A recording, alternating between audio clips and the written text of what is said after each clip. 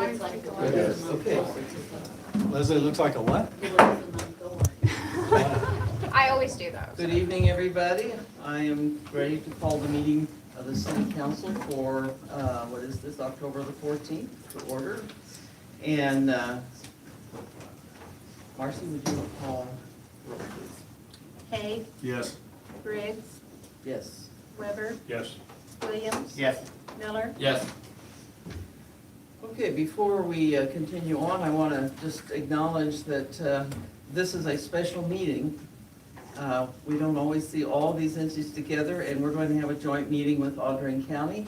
I want to thank everybody for coming. We have the County Commission here, we have Public Health here, we have Mr. Dubois Brady from Boone Health, and I think, and I'm also seeing some other people from different, like the school board and other people who are here, but I want to welcome also our Facebook audience and hope you understand that this is a very unique and even historical meeting for Mexico and Audrain County. So with that, I'm going to give Mr. Winders a turn to call his meeting to order. Thank you, Mayor. We need a motion to call the special meeting of the Audrain County Commission to order on October 14th. I would like to make that motion. Motion's been made. Is there a second? Or second. Motion's been made and seconded. Any discussion? Madam Clerk, please call roll. Commissioner Meyer, Aye. Commissioner Winders. Aye. Commissioner Graham. Aye. We are now in open session. Okay, well, we're going to go back to agenda, and before we do anything with our hospital document, we have a presentation, and Mr. Schlegel, will you introduce that, please? Yes, Your Honor, thank you very much. This evening, we're going to do a promotional video that has been produced for our community. This was produced by Evan Brace, that has been paid for by Progress Mexico, Audrain County, and the City of Mexico. And it's only about 3-4 minutes long, but this will be kind of our new promotional opportunity to sell our community. We'll be using this economic development opportunities and different things. And so we thought tonight might be a good opportunity for the premiere viewing of our new promotional community video. So having that said, Patrick, would you please?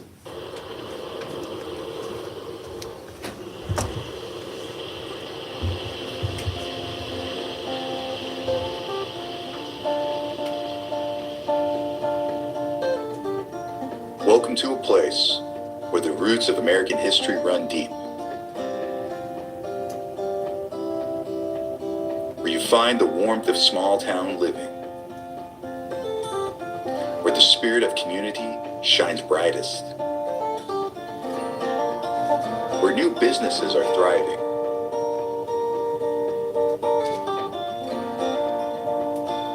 And opportunities are expanding.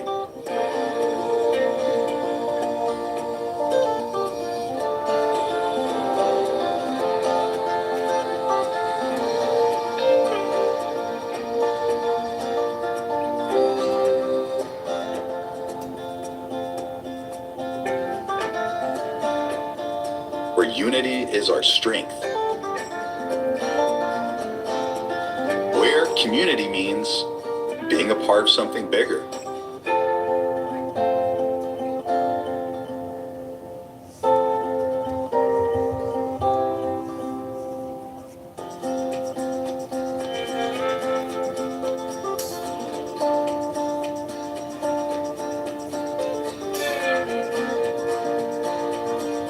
Where dreams are nurtured and success is shared.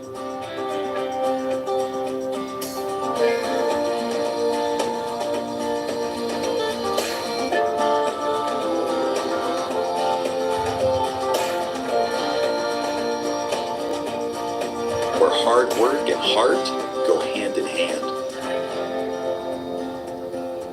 Where your future feels like home. Welcome to Mexico, Missouri.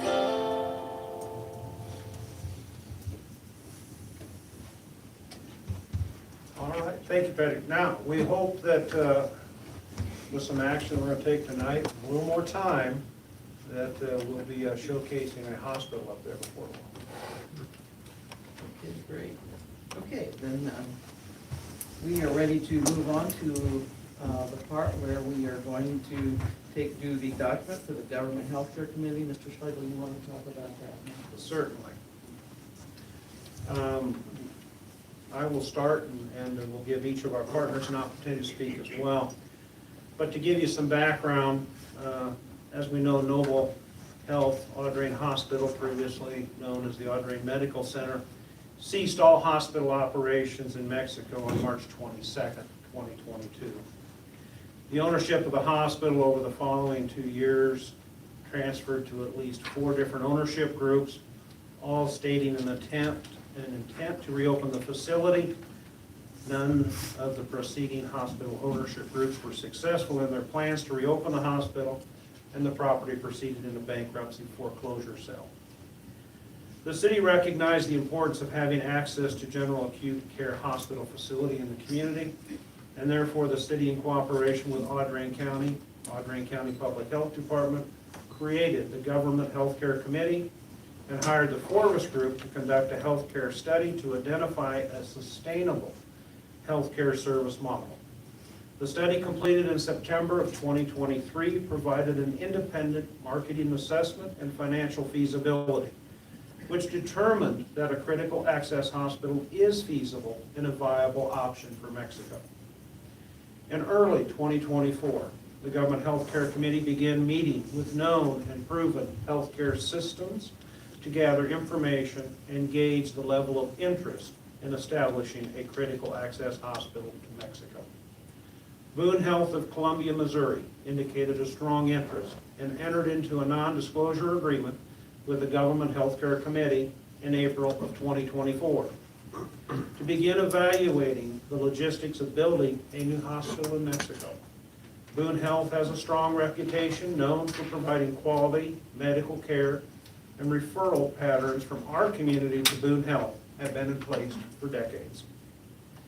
A joint effort between Audrain County, City of Mexico, and the Audrain Community Hospital Foundation resulted in the purchase of the old hospital facilities during the foreclosure sale on July 25th, 2024.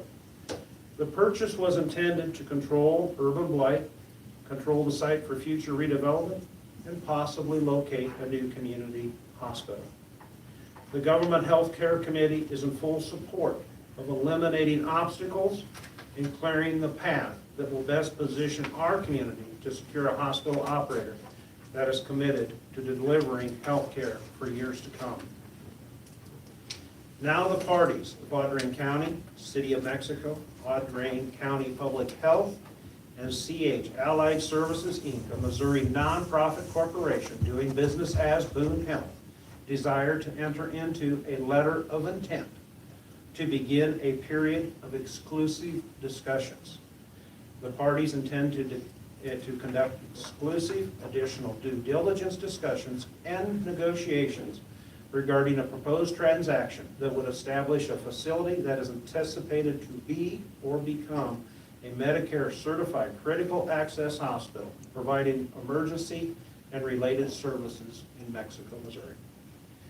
As a part of the exploratory due diligence being conducted by the parties, CH Allied Services, Inc. will, at its cost and expense, conduct preliminary financial modeling to determine the feasibility of the proposed transaction.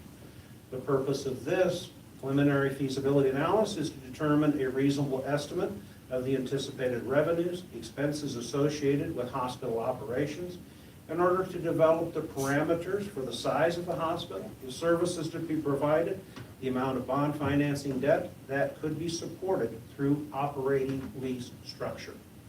The parties acknowledge and agree that the site of the previously operated Audrain Medical Center is an acceptable location, subject to environmental survey and project feasibility.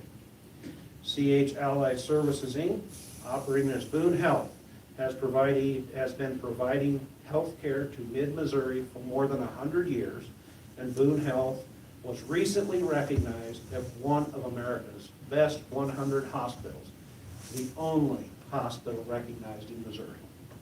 Boone Health is a mid-Missouri healthcare network that provides progressive healthcare programs, services, and technology to residents in 26 mid-Missouri counties. Except as to the extent required by law, the parties will not make direct or indirect any public comment with respect to the exclusive discussions in our negotiations regarding the proposed transaction to establish the hospital facility in Mexico until such time a definitive written agreement with mutual determination is going to be proposed. Except as otherwise agreed in writing, each party will be responsible for its own costs and expenses incurred at any time in connection with pursuit to conduct due diligence regarding the project feasibility. As city manager, I certainly want to thank our partners, Audrain County, Audrain County Public Health, and certainly Boone Health for this opportunity to move this project forward. And at this time, I'll call on Alan Winters, with the presiding county commissioner, to have any comments that he may have regarding the same. Well, thank you, Bruce, but I think you used up almost all the comments. That was very thorough and really good background.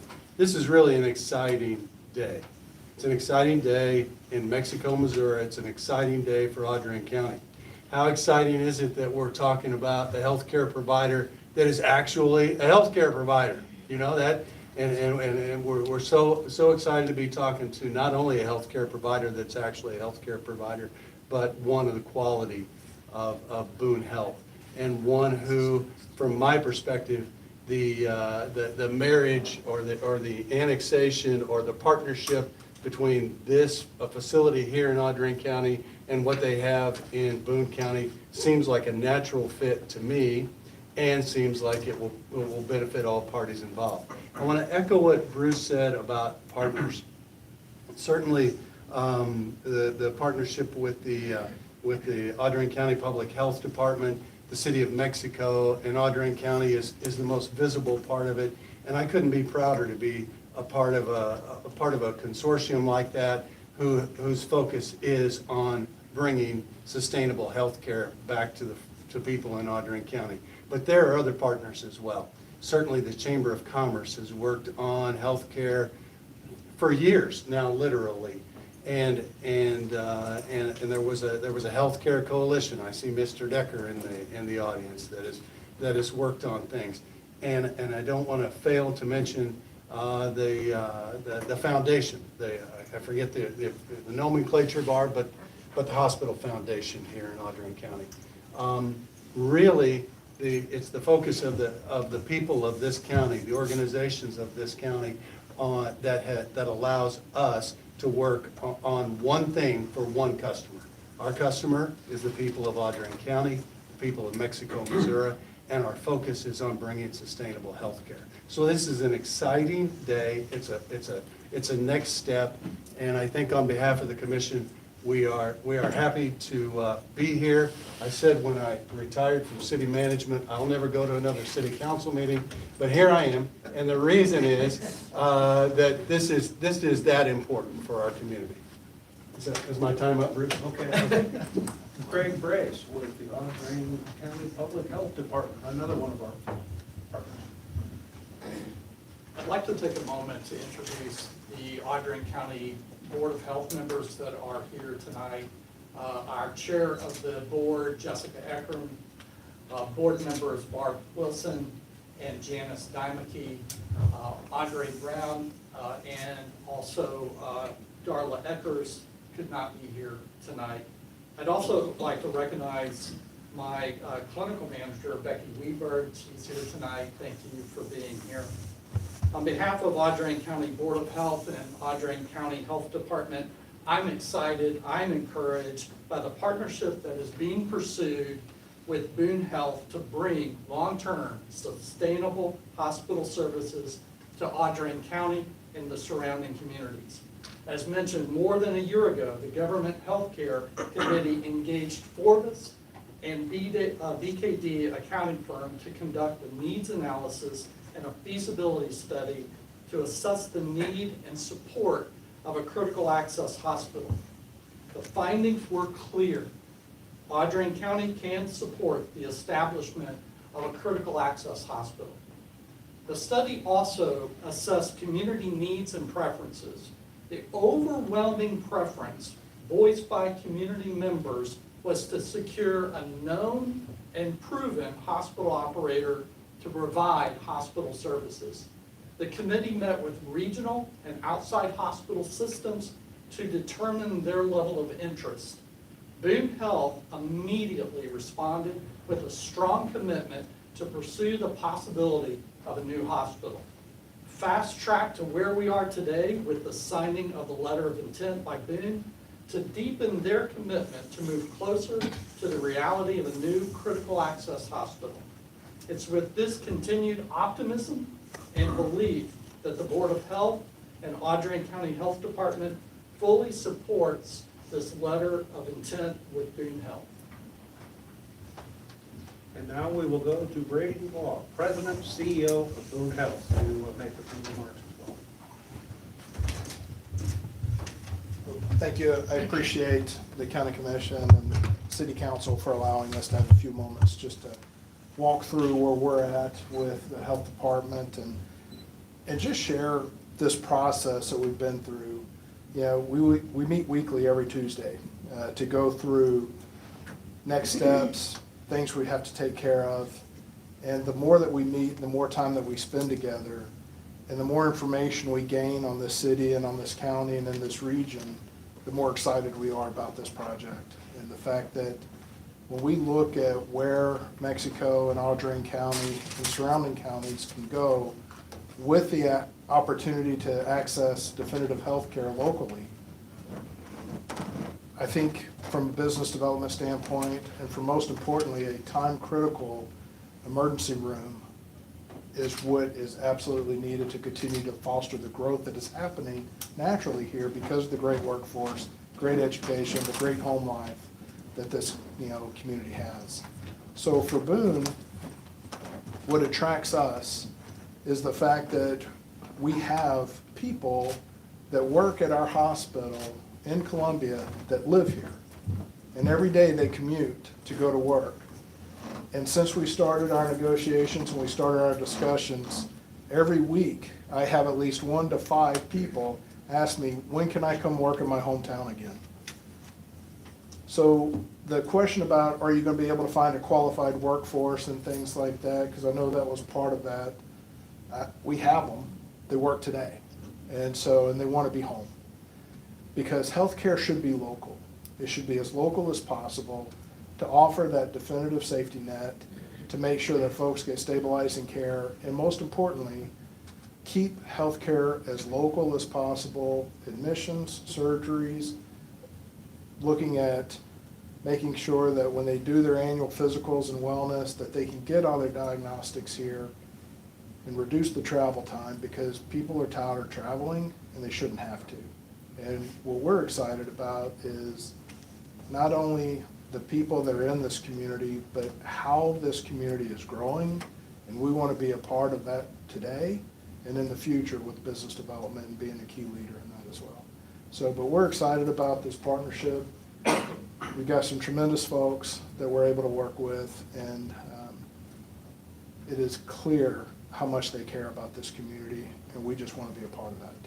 And so thank you for the opportunity. I'd be more than happy to answer any questions that anyone has.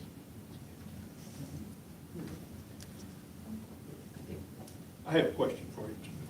Yes, sir. My late wife always told me when I was talking to my kids that it's not what you tell them, it's how you tell them, and my tone of voice. So please take this the way I mean it. There've been rumors and stories around Mexico for a number of years that Boone Hospital had cash problems, cash flow problems, money problems. And I'm assuming that you wouldn't be getting into this if that were the case, if the money wasn't there to afford that. Can you answer that?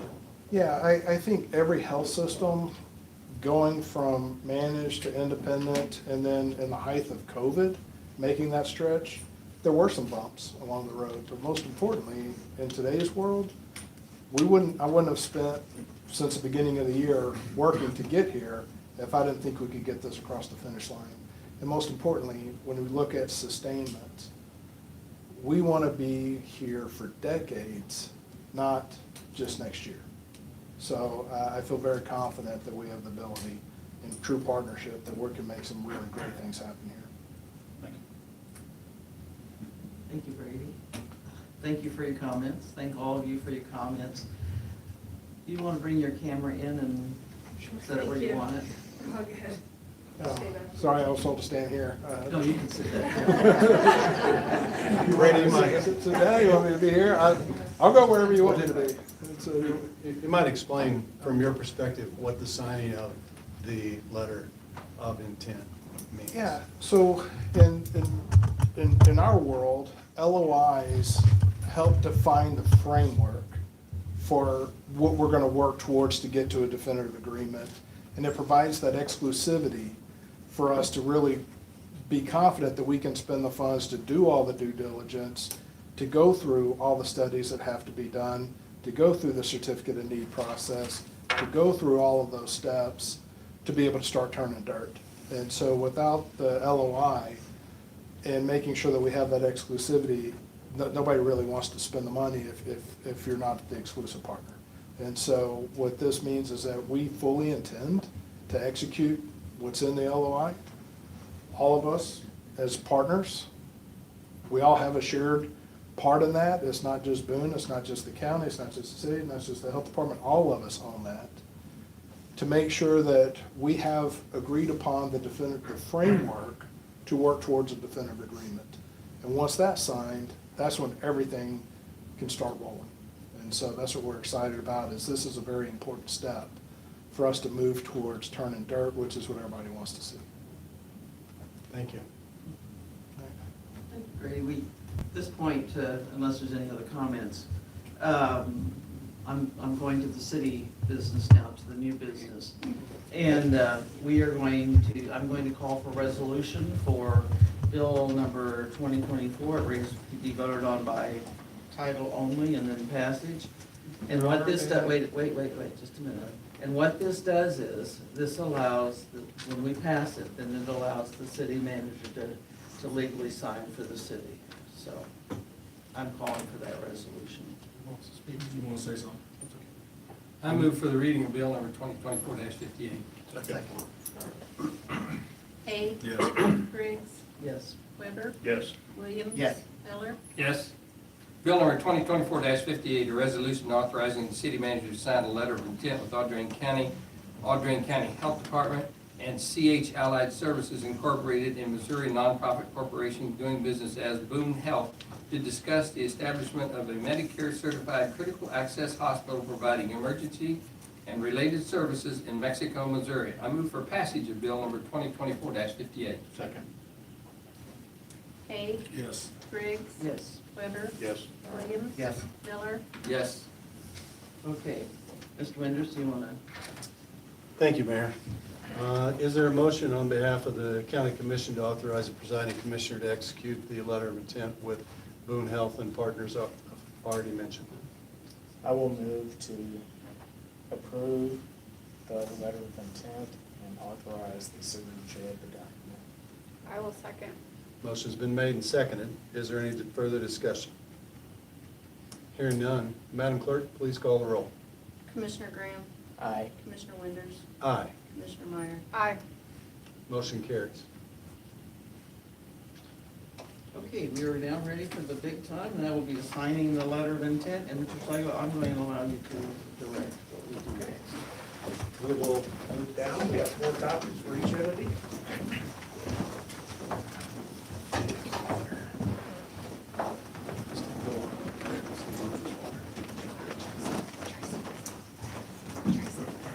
So where are we going here, Bruce? We'll sit at the table, and we'll ask any of the board members, fellow commissioners, to please join around us, and So what do we need, 4 chairs? so they can be part of this, and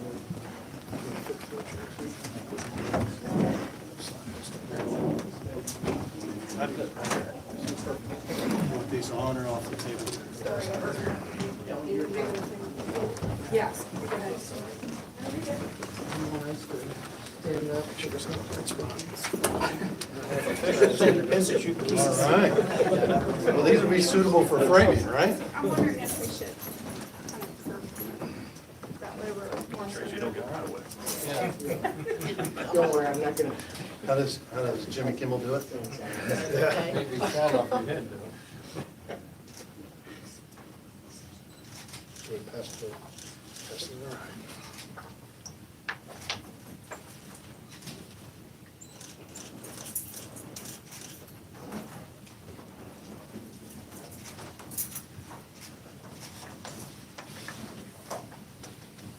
Thank all of you, the audience, for being here today. This is truly exciting.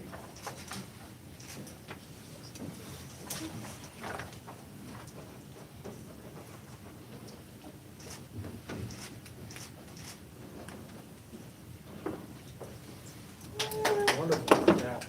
It's not Jimmy Kimmel, Jimmy Fallon. Jimmy Fallon, very good. That's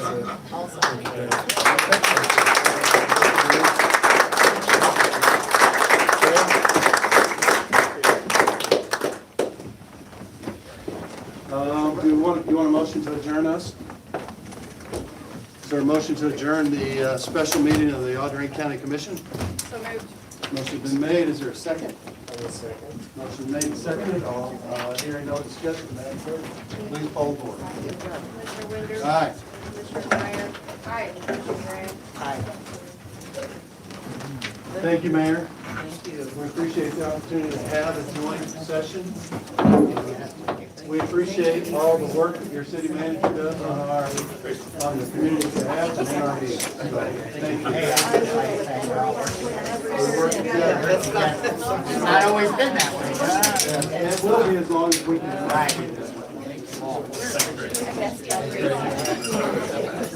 Behind you, hold on one more.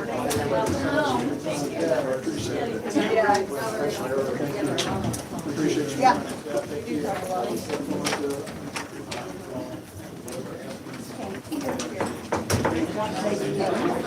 Thank you, guys.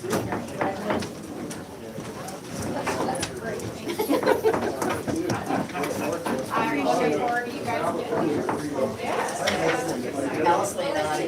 So sorry.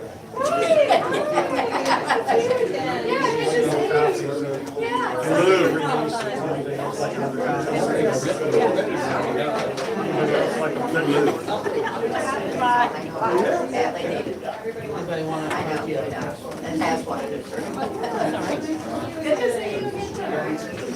Is that your golf swing on the video? Absolutely. You sliced it.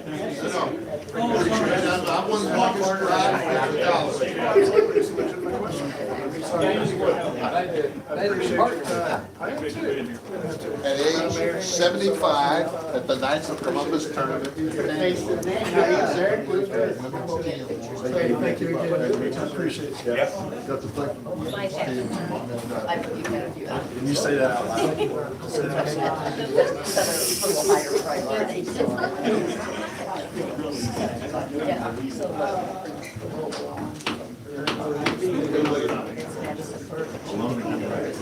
I know.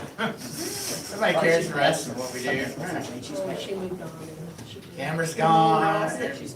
Even our local people. I know, it's more like normal. Right. We're back to normal now. That way it's normal. Okay. No, we gotta do it next. Is Rita coming to the meeting? No, she was handling the crowd.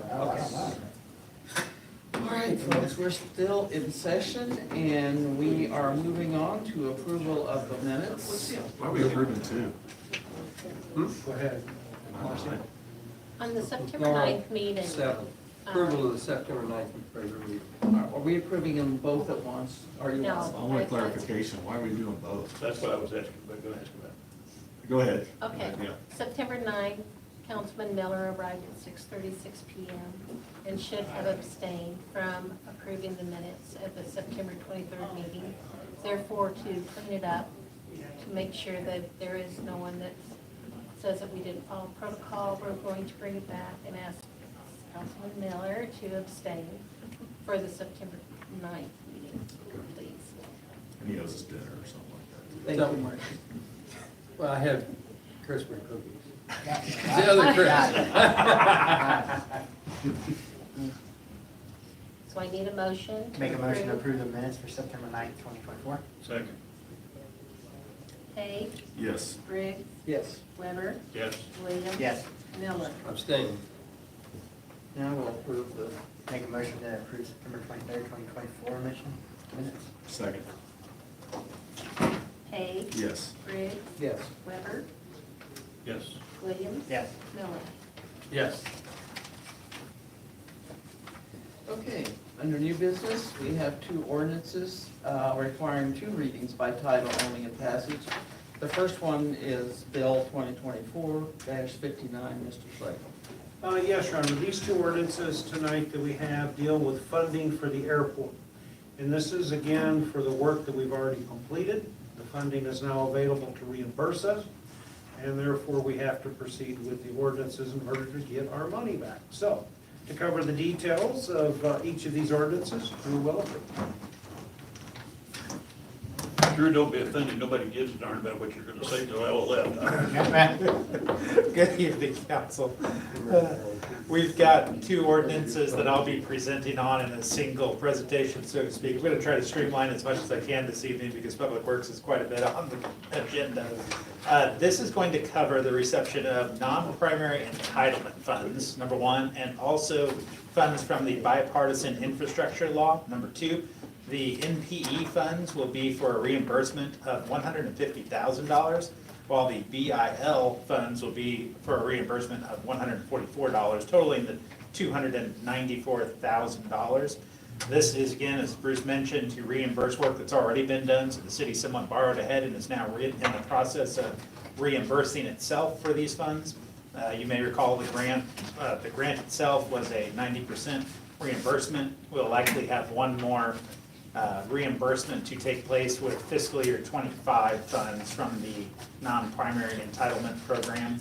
That'll likely be next calendar year, to be honest with you.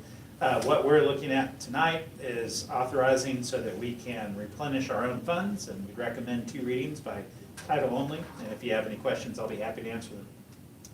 Man, we do a lot of runway lighting, don't we? A lot of lighting.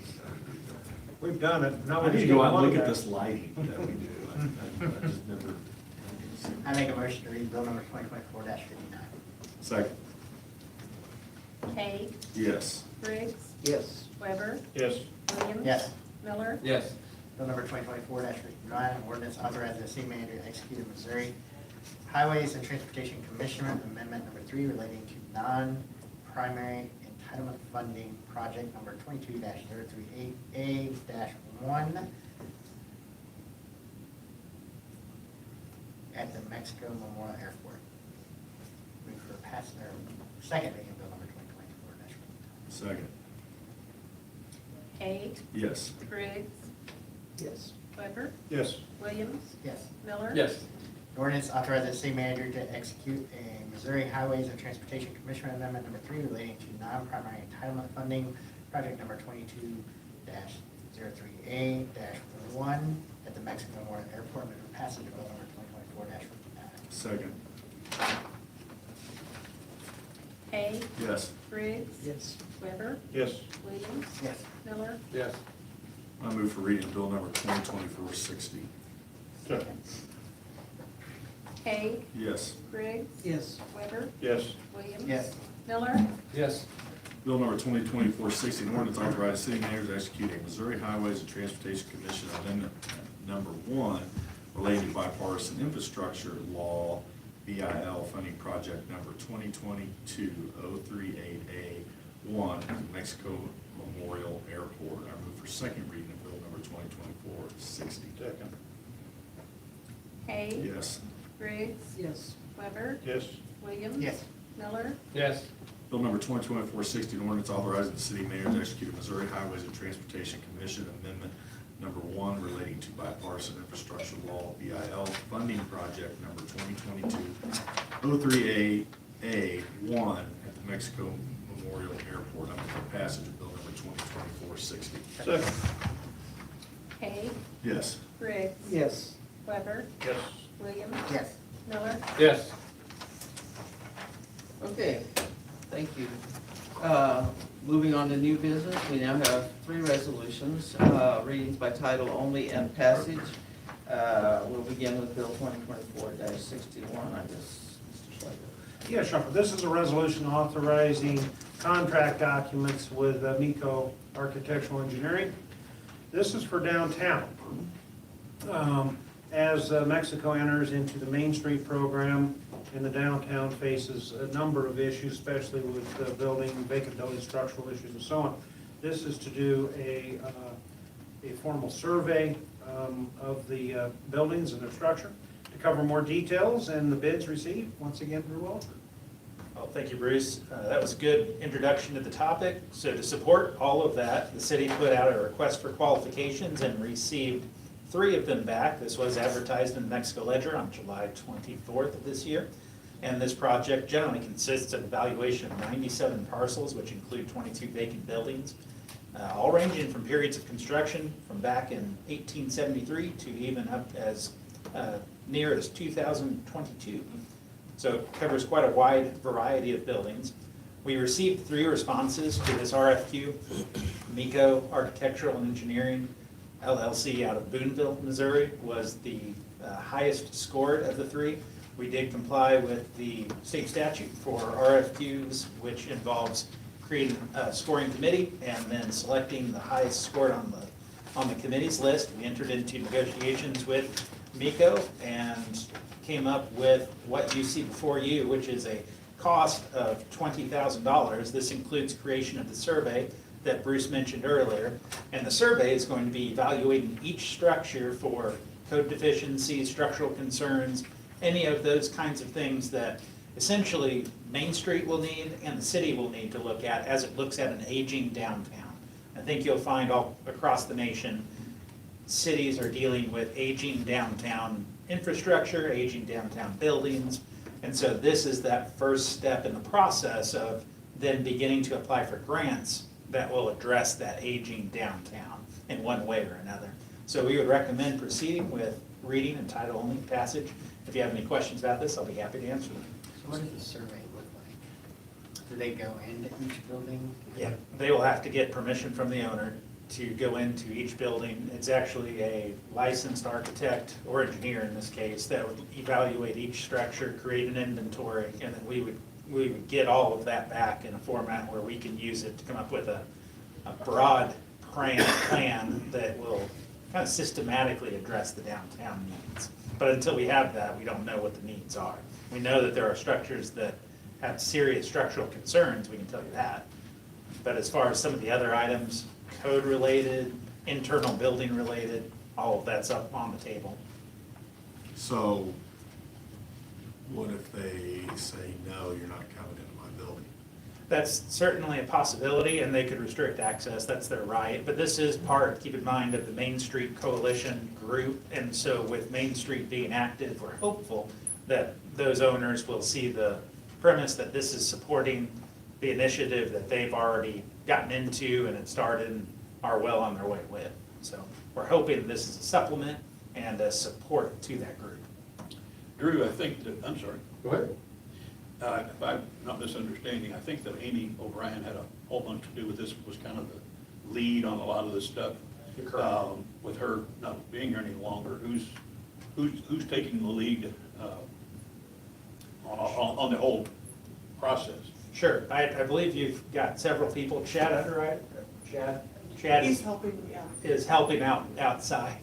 My apologies. Our new park department director has been tasked with supplementing this effort until we have a new economic development director, at which point in time I would anticipate, and I may be speaking out of turn, but that the new economic development director would take over those duties and start pushing where Amy had been pushing forward before. And so for now, we've got a good interim in there, and Chad's doing a great job with it for good things. I understand with personnel turnover, sometimes you can have delays that occur, setbacks, but I think it's still moving in a good direction. And I'd also comment that Rita Jackson is on the Main Street Board, so we have 2 staff members there. Good.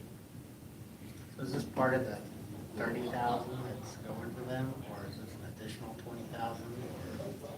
This was a separate issue as far as for the engineering, which we budgeted for. What's our long-term hope, I guess, with doing this? Like, making sure we have sound buildings, we want to have people, I mean, I'm sure we want people to occupy buildings and like to start a business. I guess if someone wants to buy it, they can come to us and say, we've had architects look at it and it's sound. I mean, I guess. So there's, I would say a part of it certainly is, to begin with, is that, you're right, it's about creating a sound building, because you have to make sure you have, good foundation, so to speak, before you have anything, if you will.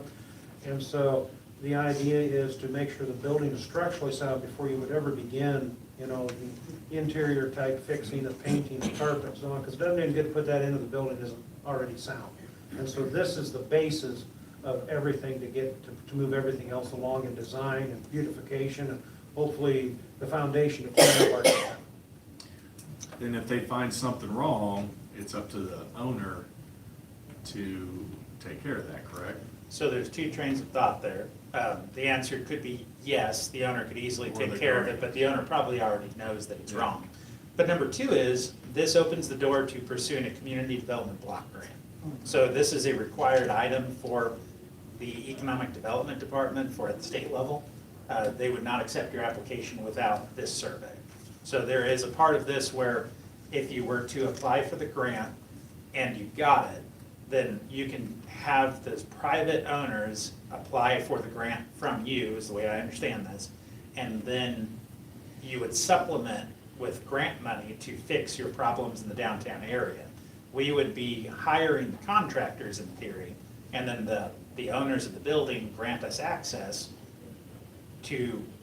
for the contractors to complete repairs using the grant funding. I hope that makes sense. That's the way I understand it, but I'm a little out of my Well, area there. Just a lot of things go through my mind as I own a building, I know there's something wrong, the architect says it, I get grant money. And we fix it, if I haven't had an occupant in there for 20 years, what makes me think there's gonna be an occupant now? And then if it gets fixed with grant money, I'm like, heck yeah, fix it with grant money, and I'm gonna turn around and I'm gonna sell it. And I wanna make money on it after I already got free grant money to fix the structural problems that we have. And there is some very much possibilities of that. Now, there'll be matches necessary, so they will have to have some skin in the game in order to do it, but if you leave them set like they are, it's No, just gonna get worse. Yeah, So no, you I- have to try something to help them move this process No, forward. I get it, I understand. No, I'm not against it, I'm just, Right. things going through my. I would add to what you're saying, is when you look at this map, just around your line here, there's plenty of buildings outside of this line. And so what do you tell those people? Well, you're one street over, sorry. I mean, how do you justify where you're at? Because some of these are definitely not down by the railroad track, that's not downtown, but they're included. But then you go one street over the other way from downtown and they're not included. And so what do you tell those people? Well, I'm sorry, it doesn't seem very, because those buildings are really old too. Sure, yep. Yeah, the location of that line was developed as part of the whole Main Street process, and how exactly that was developed, I'm not 100% sure with you on that one. Amy, if she was here, could easily tell you and answer that question, but there definitely was thought put into why that boundary extends so far in certain directions. I would say that, yeah, in some areas it looks like it's outside downtown, but for sure it does encompass all of the general downtown, and then some of the areas outside of it. As Bruce mentioned, the problem of we're going to be at a spot where we have the downtown that's well over 100 years and continuing to degrade if we don't do anything. It's Not against it. It's a These concern. are questions they're gonna be asked by the public, and they're gonna say, hey, why do they get this money and I'm one street over and I don't get anything? Sure. And then what's the answer to that? I don't know, and you don't seem to, I mean, no offense, but you don't seem to know the answer either that I should give them.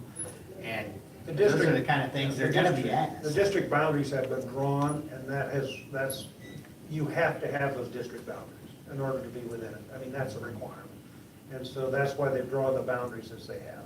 Try to be as inclusive as possible, but you're right, there's some things outside of it, but you have to identify that area.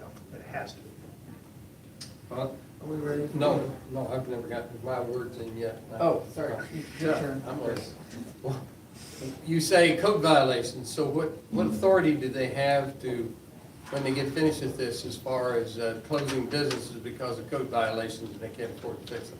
As a person who owns 5 or 6 buildings in this property, I'm concerned about the authority of the people coming in and telling me, you gotta do this, this, this, and that, or you're out. Yeah, the only time that we close any kind of building at all is if we see a significant health or safety risk. So we don't go close structures or buildings or businesses or any of that if it's a simple code violation. But once you get to the aspect of a structural collapse or something that is public health related, where your wastewater is just going right into your business and you're not gonna do anything about it, that's when we would look at potentially having to close something. But that is not employed by the city as a general rule for issues that are far less of an issue. So if you had, I'm just trying to think of something that might be in the downtown area, siding, for example, that might be, I'm sorry, what did you say? Electrical.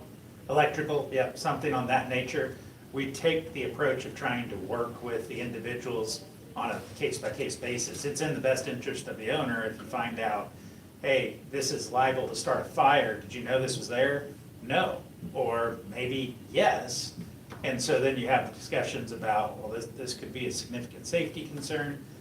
We've never had, in my time here, a case where you have an electrical code issue or a siding or anything like that come up as a case to close a business, any of that. Well, I'm not saying necessarily you close, the person may have to close because they can afford whatever you tell us we have to do. It's not necessarily you're closing us because of, it may be you're closing us because we can't afford to do what you tell us we have to do. Yeah, and I think what I would come back with on that is the idea of this is meant to be a violation list to support a grant. And so we're not gonna be using this from the standpoint of, I would say, enforcement.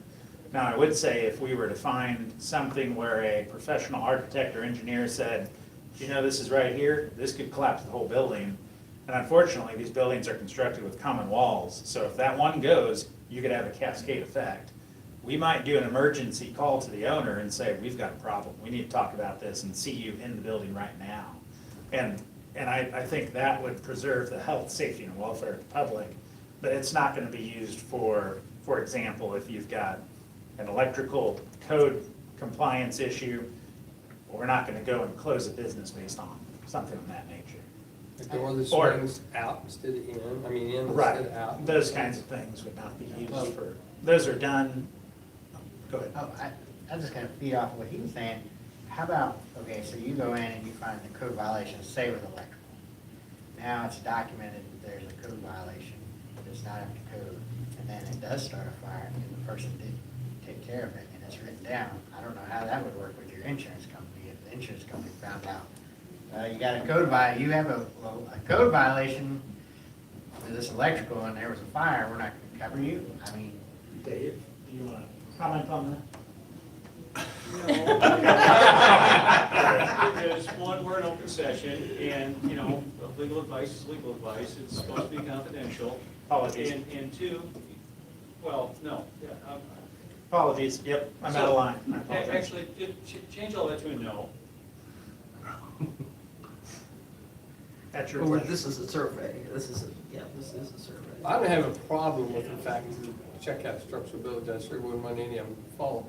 I just have a concern about somebody coming in and assessing everything you have, your flooring, your ceiling, your wiring, your lighting, and saying, you gotta rebuild this, remodel this entire building because of.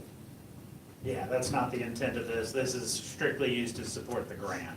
So the only time I could ever see something coming up as an enforcement item, again, would be if there's a structural concern.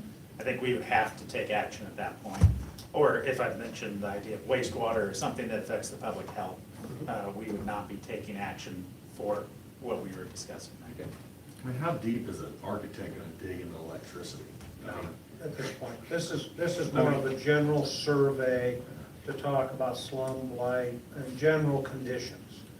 So it's not by any means detailed inspection.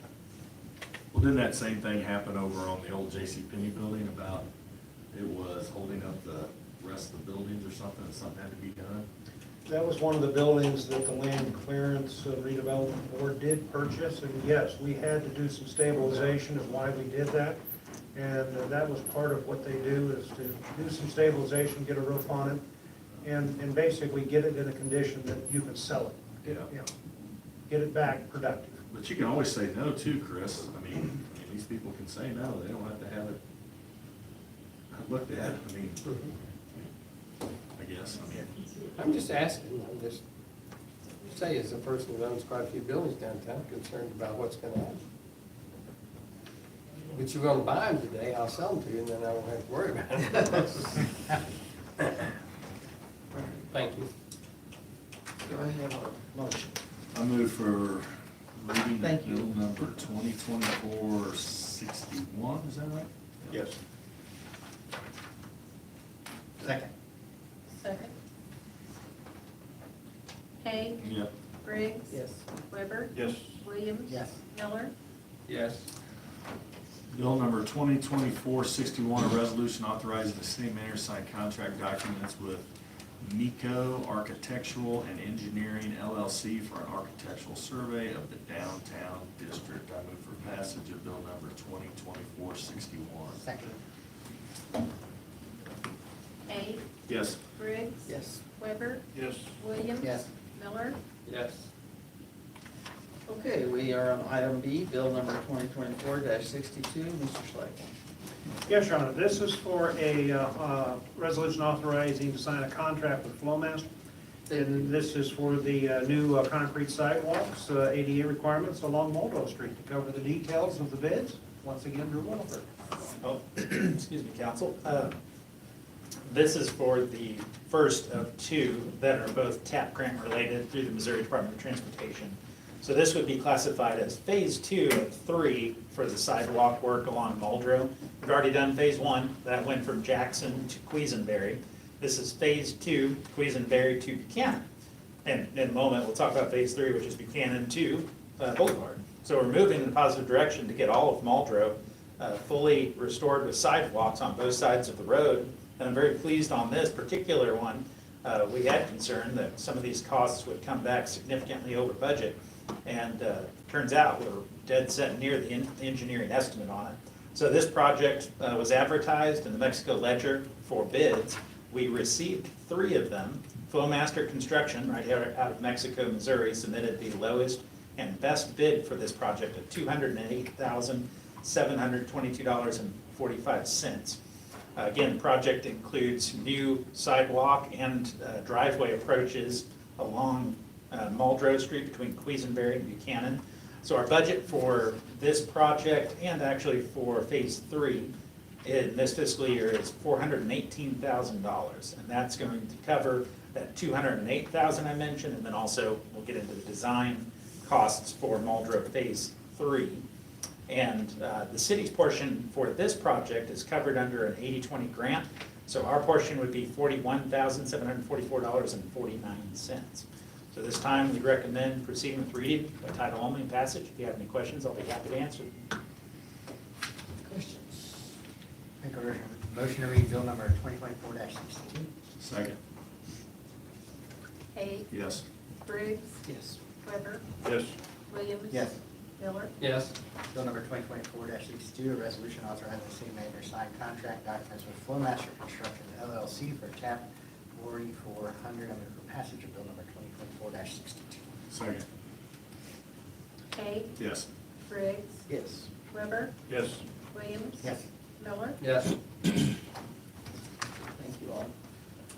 We are now at item C, bill number 2024-63. This is also an engineering services agreement, Mr. Schlegel. Yes, Your Honor, this is for engineering services associated with phase 3 of the Muldrow sidewalk project.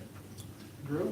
Yep. Council, Bruce mentioned, the prior one was for contracting services, and now we're at engineering services for the next phase. So this is phase 3, the last phase along Muldrow, and this will actually complete from Jackson all the way to Boulevard, completely new ADA compliant sidewalk.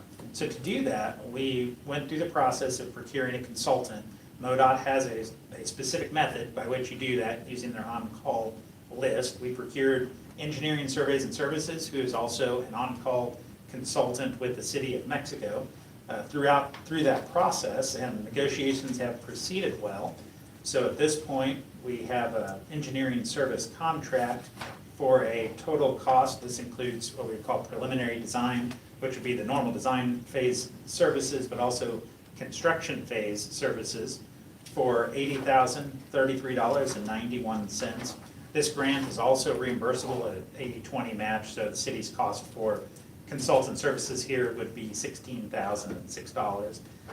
This is part of that $418,000 I mentioned previously, so we do have funds to proceed both with construction, the previous one, but also design on the next phase. So we would recommend proceeding with title only and passage, and if you have any questions, be happy to answer them. Move for reading by title only of 2024-63. Second. Haig, Yes. Briggs, Yes. Weber, Yes. Williams, Yes. Miller, Yes. Bill number 2024-63, a resolution authorizing the city manager to sign an engineering services agreement with Engineering Surveys and Services for professional services related to staff grant 4400-313.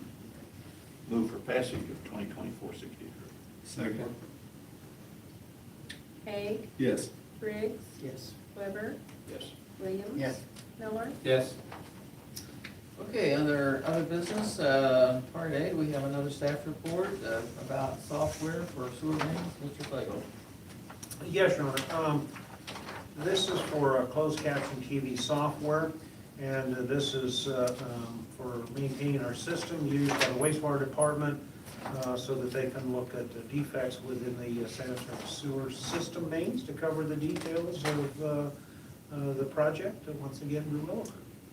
As Bruce mentioned, we actually use this system right now, that we use the light license, so a lot of these systems come with software.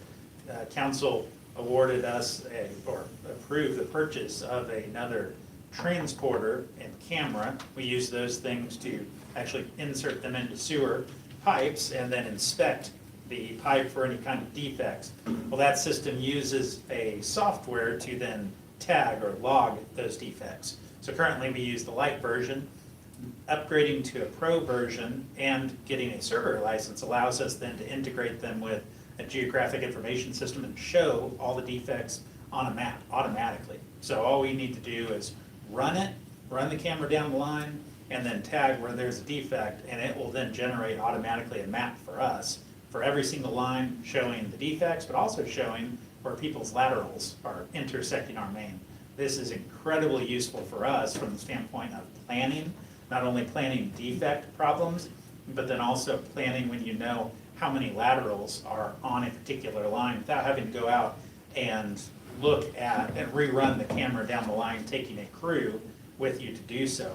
In addition, one of the items that we're looking at is the responses to dig rights or locates. You'll see the flags and paint marked on the ground across town many different times. Well, those are used to locate underground lines. Well, we have to locate sanitary sewer, and part of that is if we know where a lateral is, we'll put a triangle on the ground. We can also, instead of putting a triangle on the ground, we can send an electronic map to satisfy the dig right law. And this would be incredibly useful for the contractors as they go about trying to find where private laterals are at, and hopefully help avoid some of the damage to laterals that has occurred when we've had larger projects come through, like boring for fiber optic line. So we would recommend proceeding here to purchase the next license up for the Pipeline Observation System Management Company, and that is at a cost of $33,000. There is going to be an annual, or anticipate an annual maintenance for that of about $6,500. And this year we have budgeted $35,500 to cover the installation of that software and the first year of maintenance on it. So we'd recommend proceeding. Oh, I'm sorry, my apologies, staff report. We recommend approval. If you have any questions, be happy to answer them. We have, I know going up to the cloud, doing all those fun things, will we have a hard copy of that? Let's say we don't want to use Possum in the future. So will we have our own copy of that? We will, so it's actually not cloud-based, funny enough. They actually have a server that is installed here, and it's on our own system. And so we are in full control 100% of it, and it's on a standard, what they call SQL database. So that is a database that can interface with pretty well any other database out on the planet. Is that licensed for a lifetime, that you have that? The upgrade to the Pro? We get that Pro, we have it for. There's an annual maintenance fee Okay. that you pay, and so that annual maintenance gets you the updates, support, all of that Okay, the stuff, and that's support, okay. $6,500 a year that we would pay. Okay. Drew, have you seen this new program in operation? You Yeah. see that, have you seen it here, or do you see it some like that? Yeah, they have actually already installed it as a test for us. We haven't quite got there to using every aspect of it, but we've got to the point of, we were able to map a couple years' worth of defects and laterals and do that successfully. So we've got a map right now, at least of a couple years' worth of data right now, which has already been pretty valuable. Should put some of that video on our new video we made. Show some new sewer lines, huh? I make a motion to purchase the camera for $33,000 with a $6,500 annual fee from Austin. Second. Hay, Yes. Briggs, Yes. Weber, Yes. Williams. Yes. Miller. Yes. Okay, and Mr. Schlegel, we have the last thing, a staff report on a wet well pump. Yes, Your Honor. What we have here is we have a pump that is out of service at the wastewater treatment plant that needs repairs, and to cover the details, Drew Willifer. As you may recall, we have Van Devanter Engineering, who does our preventative maintenance work at the plant. They are the sole source provider for flight pumps, and that's the pump that went out. So they came and reviewed the pump, took it back with them, found some problems with it. Problems ranged from the actual cord itself to seals, even bearings were out. So whenever we heard that, we asked them for a cost to repair, and they provided a cost of $17,570.86. Generally speaking, for pumps, you look at a replacement of a pump once you get about to the 75% range on a pump's cost. This is nowhere near the cost of a new pump. These are all fairly simple fixes, I believe. And so we're looking at, if we can authorize it, get them authorization this week, we're looking at still a turnaround though of 8 to 10 weeks on getting a pump back. The good news is that this is at a location where we do have redundancy. So we have actually 4 pumps in our intermediate wet well. And so we are sitting pretty well. If we don't take action though and don't do something, you have another pump go out or have a problem with something electrical, you can find yourself in an issue pretty quickly. So we are bringing it before council and requesting that we move forward with the purchase. With the budget changeover of this fiscal year, we have $80,000 that is meant for repairs to pumps and other equipment, and this would be used to cover that $17,500 roughly cost. So we recommend proceeding. If you have any questions, be happy to answer them. Do they come repair that here, or do you have to yank it out? They already yanked it out. Most of these, you do have to yank them out, take them back, and then diagnose them. Well, thanks, Drew, for the whole meeting. You are a valuable person. I move for the, do we do that? Do we need that? I move for the repairs to the number 2 intermediate wet well pump for $17,507.86. Second. Hay, Yes. Briggs, Yes. Weber, Yes. Williams, Yes. Miller. Yes. Okay, motion to pay the claims? Make a motion to pay the bills? Second. Hay, Yes. Briggs, Yes. Weber, Yes. Williams, Yes. Miller. Yes. Okay, council comments is next, and Larry, you want to start? Sure. I think great, everything we did tonight on the Boone situation, hospital situation. I'm going to mention again, and I'm going to push it pretty hard over a period of time. I'll ask about it probably at every meeting after this. I think we really, really, really need to talk with our partners and get serious about tearing down that old building yesterday. And yesterday's a little exaggeration, obviously.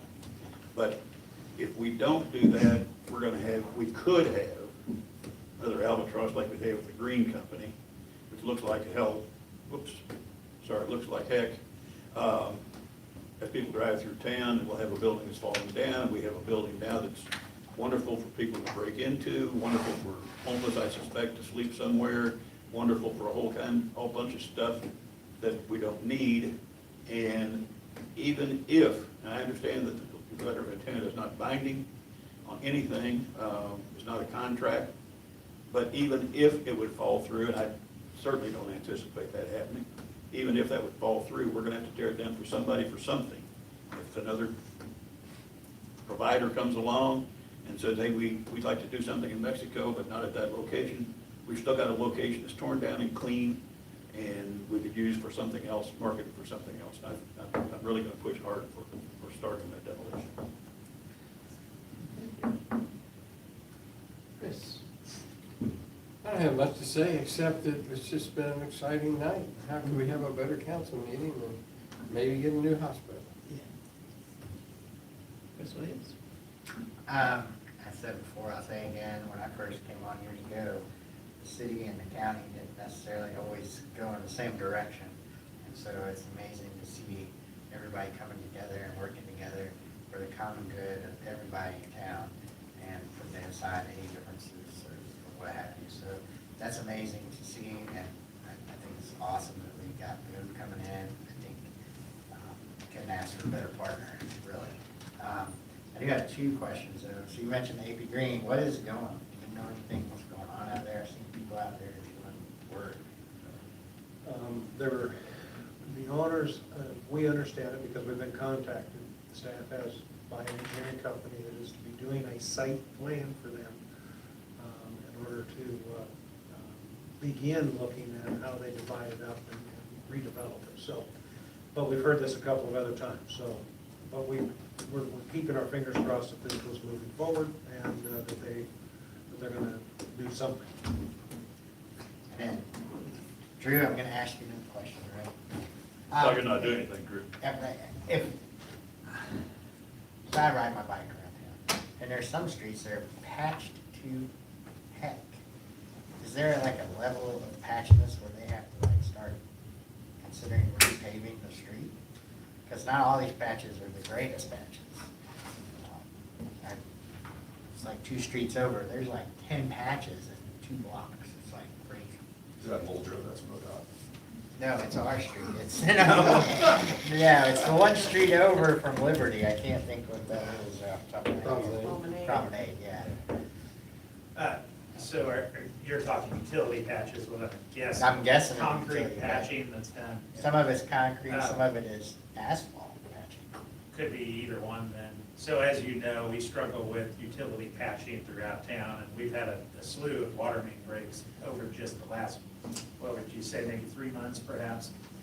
This is always a constant battle. So the way we generally look at paving, we use that, we use the AI system that we purchased, has it been a year and a half ago or so? And that provides us sort of an objective look, and it does take into account patching, but the premise of, is the roadway going to be milled and overlaid just because of patching? Generally not. We're gonna generally gear our work towards failed pavement, and normally patching is not gonna be failed pavement, but it does create a little bit of a rideability problem. So to answer your question, it's a little bit of a both and, so we do look at the patches. Does it trigger, you may have asked, does it trigger any mill and overlay requirements for an external company? And no, we don't have that in our ordinances at this time. That would take an ordinance, I believe, to impose that kind. If you have so many patches in a particular street, you have to be the one to pave it. I'm not familiar with any cities that do, but we do look at those when we try to evaluate which roads we're going to be paving. We're actually going to have a very large asphalt paving program this year, this fiscal year. So you'll see that in the summer of 2025. I was just curious because I'm like, patch after patch after patch after patch. At what point do they become culpable? Like, you know, I'm like, it's your stuff that keeps breaking and you're tearing up our stuff to fix it. And I understand you put a patch, but it's not the same. It's not the same And some of them are not the greatest patches, so. Yeah, we do our best to try to catch that so that we can tell them, tear out the patch, this doesn't meet our standards, that kind of a thing. We do an 11-month inspection on every single patch that you see out there. And I don't know how long the program's been in place. It's been in place 8.5 years since I started. So our street division does that, and if they catch something that looks off, they usually inform us, and then we'll go out there and evaluate it. And all that time, we probably only made them remove maybe a handful, half a dozen, so to speak, patches. I will say too, on a new asphalt street or a resurfaced street, there is actually a penalty in our ordinances for if you have a utility cut, no matter what the utility, on a street that's within so many years. So we do have that in there. Okay, thank you. Okay, I will, my comments and this, Mr. Oh, got you, Coach. I'm easy to forget. Stoplight on Boulevard, we heard anything? No, we haven't. We've had a meeting with them, and I'm just gonna give you my opinion. I think they've made the decision that they want it out very clearly, and I think they're trying to get support to do that, but they also know that there's a political opinion against them, so I don't think they're moving too quickly with it. But by the same token, they are proposing in their STIP to do some pavement, future paving of Muldrow and so on, and my guess would be is that's when they'll definitely probably have it in their plans is when that happens. Would you see it differently, Drew? No, I think that's correct. That's what I would look. I think they're supposed to meet with the school system, as last I heard. I thought us doing the sidewalks was for them to do the street. I thought that was part of the deal.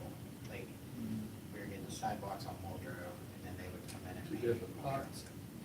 Yeah, I'm not familiar with that, though I will say if they went ahead and paved Muldrow, there would be a question of who's responsible for the sidewalks. So by us doing it now, we won't be stuck with the big city bill on those sidewalks. We'll have done it through MoDOT's grant, so that'll help us. Maybe there was some discussion about that before my time, I'm not sure.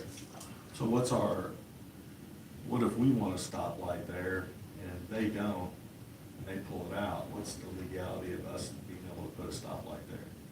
It becomes difficult because it's their route, and my guess would be is their comment would be is because it's an out-of-date situation, we would have to pay to upgrade it, which would be significant. Okay, I'm gonna say something, Mr. Slagle, then you can talk, but I just wanted to, I recognize Major Stuart Thompson as a drug recognition expert, so I saw that in the paper, that looked like a nice recognition. And perhaps we could have he could come to council at some point, and we can officially recognize him. Okay, Mr. Slagle? The only thing I would say is, today was actually Columbus Day, but city offices weren't closed despite state, federal, and county, and banks, and everything else. But anyway, the point with that made me think about that, actually in 4 weeks will be Veterans Day on a Monday. So we're gonna have to think about what we'll do that night. We don't have to decide tonight, I just wanna make sure it's on your thought process that we'll have to ask you in a couple of weeks how we're gonna adjust that. Okay, we'll do that then. All right, anybody else? Okay. It's public time for the public to speak, and we've had a long meeting. If there's anybody from the public who'd like to speak, you need to stand up, say your name, your address. You have 3 minutes, and if not, I'm gonna ask for adjournment. Second. And thank you all for a long meeting. Yes. Briggs, Yes. Weber, Yes. Williams, Yes. Miller. Yes. Thank you all.